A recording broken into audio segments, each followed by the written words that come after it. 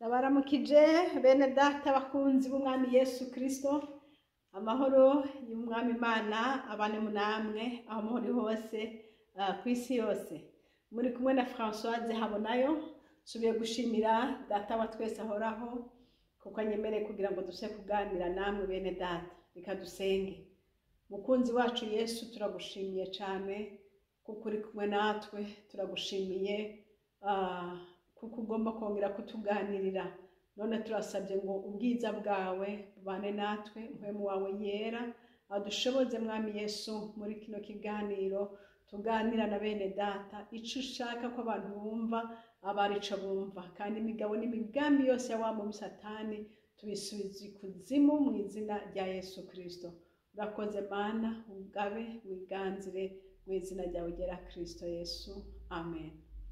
Haleluya.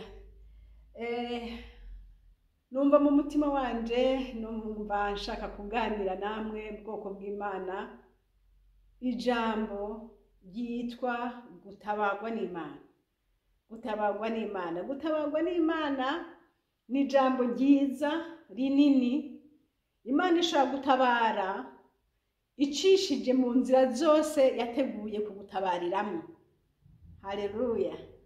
Ushobora kuba urwaye, Imana ikagutabarira mu baganga, kwa muganga bagatora indwara yawe bakaguha umuti bijanye n'iyo ndwara ugakira. Uko n'ugutabara kumwe.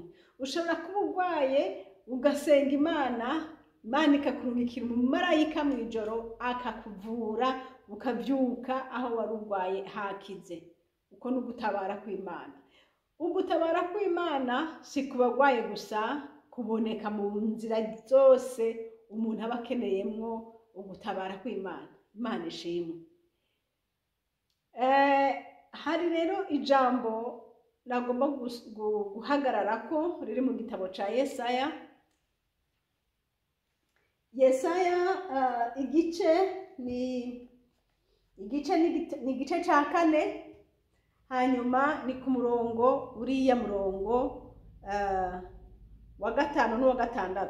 Haravuga ngo, kandi hejuru y'inzu yose yo ku musozi Siyoni no ku makoraniro yaho Uhoraho azoharemera igicu n'umwotsi ku murango no guca ibikeke by'umuriro waka mw'ijoro, kuko hejuru y'ubwiza bwose hazobaho igitwikira, kandi hazobaho ihema ku murango ryo gutera igitutu ku bw'indugumba, ribe n'ubuhungiro n'ubwugamo bw'isegenya n'imvura. Imana ishimwe. Haleluya. N'amajambo Yesaya yavugishijwe n'Imana, ariko aravuga kuri Yerusalemu, ariko aravuga ngo abakobwa b'i Yerusalemu ngo bamaze gukurwa kw'ivyaha vyabo, ngo n'amaraso ngo amaze guhanagurwa kuri Yerusalemu. Ni ukuvuga ngo ivyaha vyabo bimaze guharigwa, ngo hari ikintu kizoba, ngo ku nzu yose yo ku musozi Siyoni ngo hazoboneka, ngo hazobaho umwotsi n'igicu. Ku nzu yose yo ku musozi Siyoni ngo hazobaho umwotsi n'igicu, ngo hongere habeho ngo ibikeke by'umuriro ngo mw'ijoro. Imana ishimwe. Data aratuzi aho tuba n'aho tugendera, ibyacu byose uko bihagaze Data arabizi. Yerusalemu hari ahantu hitirirwa ku mugwa w'Imana. Abisirayeli bahora baduga Yerusalemu gusenga. Yerusalemu n'ahantu abantu banezerererwa bakaririmbira indirimbo z'ishimwe batazira Imana. Ariko habaye igihe haboneka ko ibintu bitaryoshe bituma Imana ibabara. Ariko habaye ikindi gihe ngo iba iharira ibyaha byabo, iharira amaraso yahasesekeye, Imana irabaharira. Ngo hanyuma ngo inzu yose yo kuri uwo musozi Siyoni, haleluya, ngo haca haboneka ko umwotsi hejuru, ngo haboneka ko n'igicu, inzu yose, ngo si ibyo gusa, ngo haciye haboneka igitwikira. Imana ishimwe. Dusomye ku murongo wa 6 haravuga ngo kandi hazobaho ihema ku murango ryo gutera igitutu ku bw'indugumba, ribe n'ubuhungiro n'ubwugamo bw'isegenya n'imvura. Kandi hazobaho ihema ku murango ryo gutera igitutu. Imana ishimwe.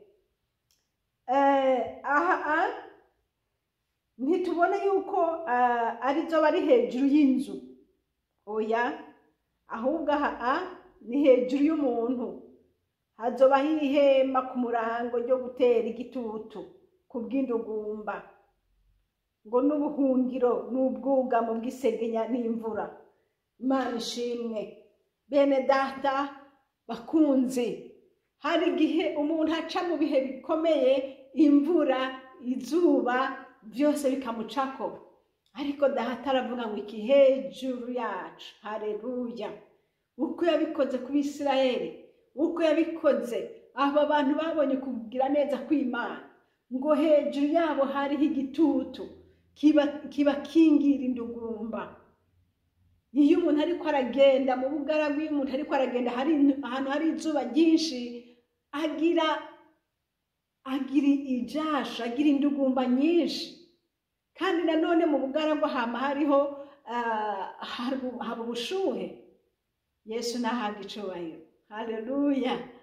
Ngo umwami Imana ashiraho igitutu. Imana ishimwe. Ugutabara kw'Imana, ugutabara kw'Imana. Mwene data nshuti y'umusaraba, ushobora kuba uri mwirinde atanubu worisobanurira, ariko data arasobanukiye umutima wawe kandi arabizi ibyo uri kuracamo. Imana ishimwe. Imana ihabwa icubahiro. Yesu Kristo umukunzi wacu azi aho tuba, azi n'ibyo tubayemo, azi umuririmbyi umwe wo mu ndirimbo z'igisweda zo mu giswedwa niho havuga ngo arazi imizi yawe, akamenya n'ibinogo ucamwo, akamenya n'amabuye ugenda uracamwo. Haleluya. Imana izi byose uko wobyibaza. Hari aho wibaza uti iyi ngorane ndayizi jenyene, nije ndayibona jenyene. Oya, Kristo Yesu ayizi gusumba, yo yayizi n'ibwina yayo. Imana ishimwe. Ugutabara kw'Imana. Rero iri jambo ngo azoshiraho ihema rigukingira indugumba, ngo kandi iryo hema nyene rizogutangira, rizogukiza imvura, rizokubera ubwugamo, wugama nko mu gihe c'imvura. Mbe mubarire nshuti yanje, izuba siwe urihamagara, indugumba siwe urihamagara. Oya, ibihe bikuranirwa ku muntu. Uko dukura tugenda turaca mu bihe bitandukanye, kandi niko biri. Imvura ntuyibuza kugwa. Oya, imvura ntuyibuza kugwa, imvura iragwa. Hari igihe ibiterwa biba bikeneye, naho wowe ku mubiri wawe utobikeneye kwikunyagira kubera uri mu rugendo, ariko ibiterwa birayikeneye. Mwami Imana dutabara. Ariko Yesu avuga ngo iki? Ngo hejuru yawe azoguha, haleluya, ihema rigutwikire, wewe rizoba ubwugamo bwawe, ubwugamo bw'imvura, ubwugamo bw'isegenya.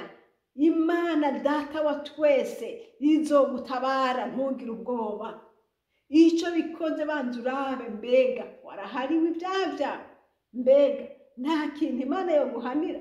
Niba atakihari nshuti yanjye nureme, kuko ibi byose biri mu isi, indugumba, imvura, izuba, ntawe ubibuza kuza, nta ubibuza kuko bibwirizwa kuza. Hari igihe usanga arico gihe cyabyo, mbese Imana ishimwe, harico gihe cyabyo. Mu gihe cyo muci ni igihe cy'izuba, kandi nawe uri mu rugendo uriko uragenda, ntuguma mu nzu. Rero murahura n'izuba, mugahura n'ukwezi, mugahura n'indugumba, ariko turashima Yesu. Yesu arazi ko turi mu rugendo. Haleluya. Yesu azi ko turi mu rugendo. Rero ibyo duhura nabyo byose, Data wo mwijuru abifitiye inyishu, Data wo mwijuru abifitiye ubutabazi. Ntugire ubwoba y'ibihe uri kuracamwo, ntugire ubwoba y'ibihe ugezemwo, ntugire ubwoba mwene data. Muririmbyi yavuze ngo nta kizonera ubwoba shita ibyaha byanje, atari ibyaha byawe ntagire ikindi kigutera ubwoba. Haleluya. Kristo Yesu nashimwe, aratuzi, azi aho turyama, azi aho tugendera. Rero reka kwiganyira no kwiheba. Umuremyi wawe ntiyapfuye, arakubona, arakuzi, kandi muri kumwe. Hagarara mu kwizera, umenye ngo naho hoba mu mazi angana gute ntazokurengera. Data yaravuze ko azokuzigama, Data yaravuze ko azogufata ukuboko, Data yaravuze ko azokugwanira. Yesu agenda abikora.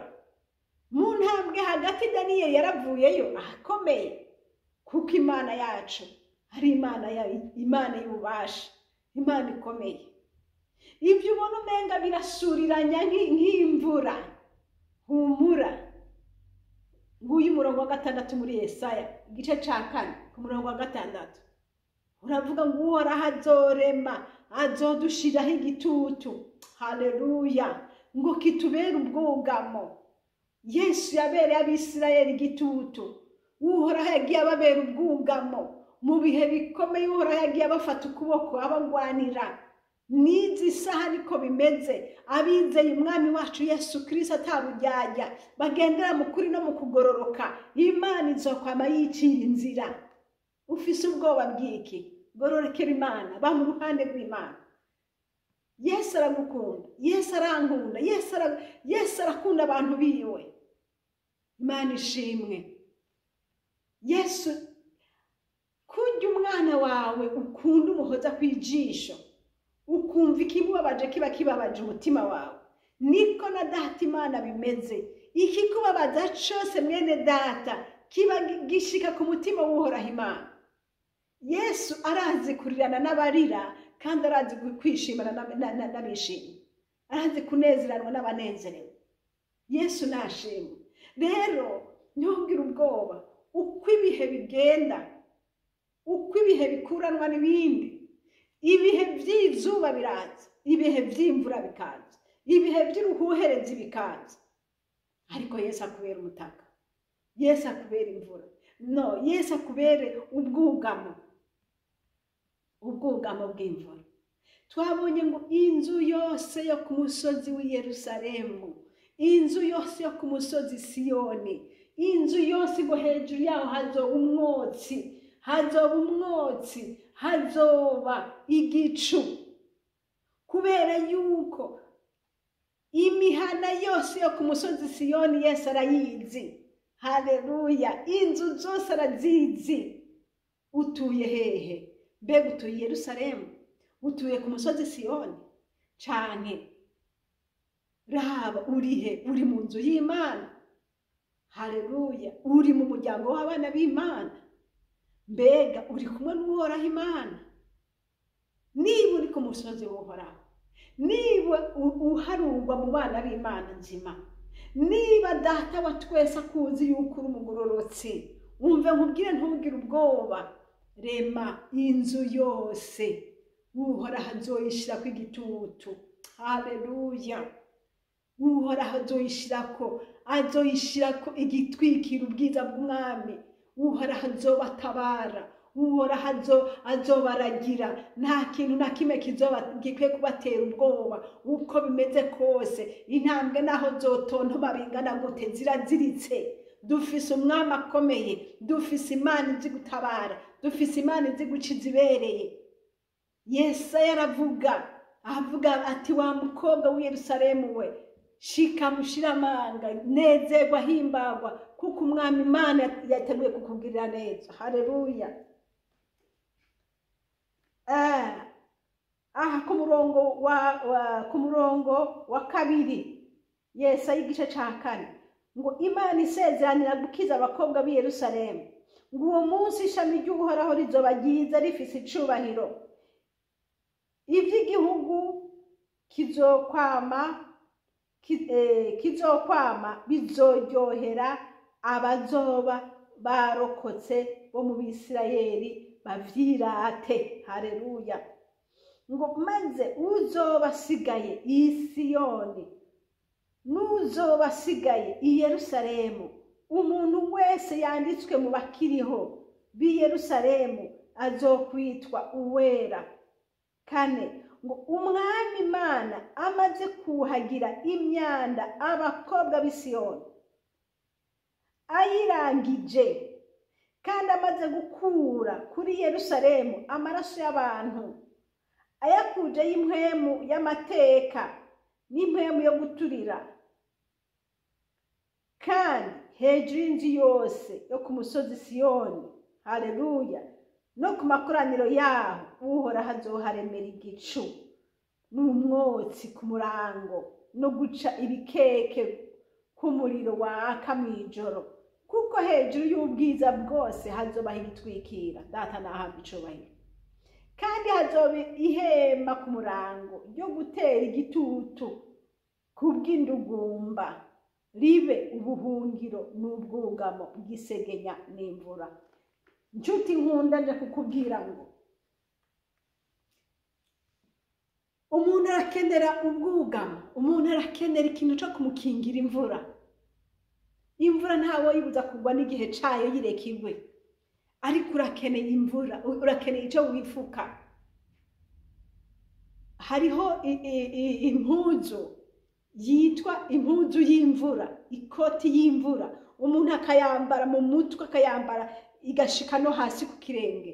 Iyo koti y'imvura wayambaye ukugara n'ibifungo, ukugara no mu mutwe ukambara, naho imvura yogwa bingana gute, imvura iragwa kuko ataco yibazo kugwa, ariko wewe nta ntigushikira, nta kikugira, ireka igwe isese hasi.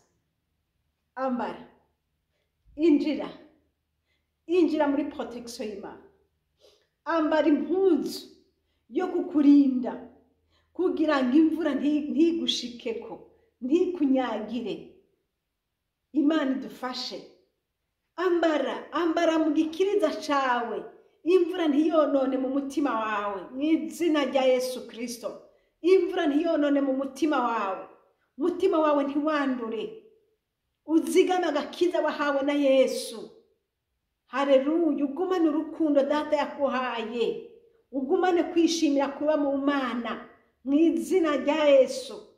Ambara mu mutwe, imvura ntigutobekeranye mu mutwe, ngo uhave utumutwe, uvuge n'amajambo utovuze, ivyiyumviro bikujane kure, mw'izina rya Yesu.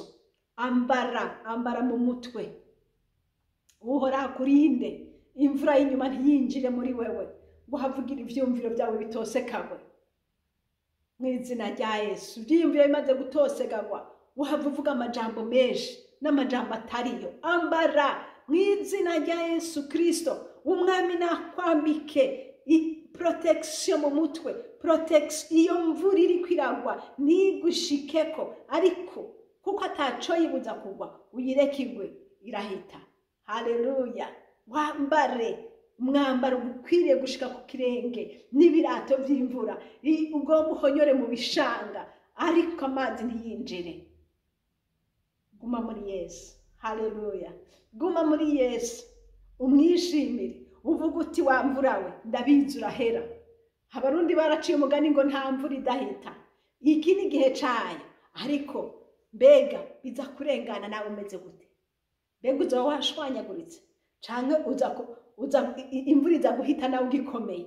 Haleluya. Imvura niyahita urambura ya koti y'imvura, usubire ugendagende, usubire ukomere, usubire umere neza. Ariko igihe c'imvura mwene data, rondera ingene umuntu abaho. Umuntu ntakwiye kumera nk'uko yari ameze. Oya, cunga ivyiyumviro vyawe, cunga umutima wawe, cunga amajambo yawe, kugira ngo bikunde n'iyo imvura yahita ntihaze hagira amajambo asigara ngo naka yari yavuze ngo naka yari yaragize gutya. Oya, ambara ikoti. Yesu umukunzi wacu akubera umutaka. Yesu umukunzi wacu aguproteje mu mpande zose, kuko uri umukunzi wayo. Haleluya. Abakobwa b'i Yerusalemu bamaze kwihana ibyaha byabo, bimaze guhanagurwa, umwami aca arabatabara. Bene data, imbere yo guhamagara ubutabazi bw'Imana, hindukira, genda iwawe uraba uti mwami nyamuhoraho, mbega nta caha vyo bakindaba, mwami ntabana ngirira imbabazi ku bwa kiriya na kiriya na kiriya. Nshuti, ntiwica amatwi, burya nta nduru ivugirwa ubusa. Nta nduru, umuntu ntiyokoma induru atakubiswe. Oya, ahubwo genda muri we urabe, mbega mwami Yesu Kristo nakoze iki, bimeze bite?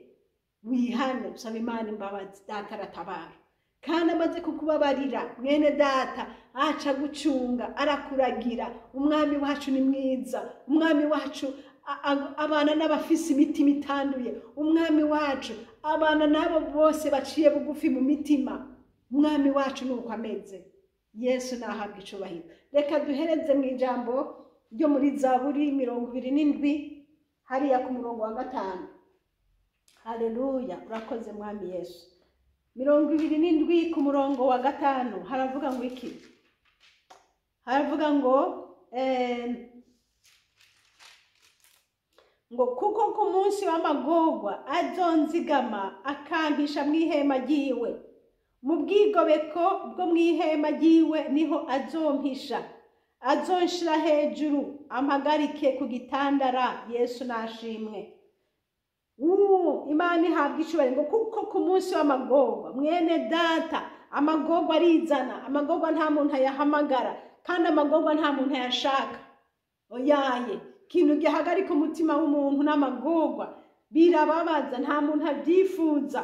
Iyo aba byakunda umuntu yabica kure, ariko none abari mu isi bose iyo niyo nzira.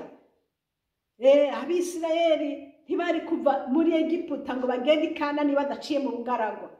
Aho niyo nzira, ariko none ko ariyo nzira tuhaca gute?